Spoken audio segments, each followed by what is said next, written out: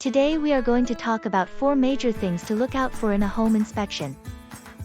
The electrical components are one of the most important ones. There are some panels that are known for overheating issues and the breakers do not trigger, leading to a fire. The 2 worst panels are called a Federal Pacific panel and Zinsco panel. Aluminium wires are another issue to watch for. If you see these issues, consult with an electrician. The home's plumbing is another one to watch out for. It can lead to insurance issues or a flood.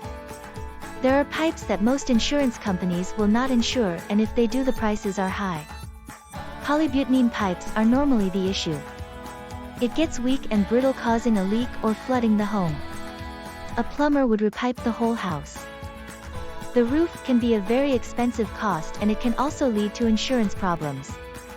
Depending on the roof type, it can last from 18 to 30 years. Insurance companies start giving issues for 15-year-old roofs. Some insurance companies won't cover a roof 20 years old or older. Just consult with a roofer to get a quote.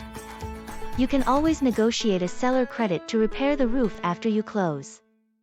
The air conditioning system is more important to some more than others, especially for the people that live in Florida. This can be another high-cost item.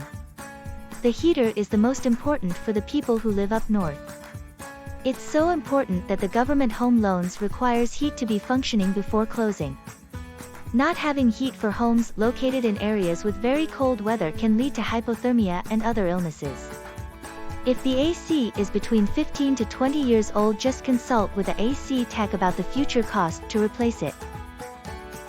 Thank you for checking out my channel. Please subscribe to learn more about investing and real estate.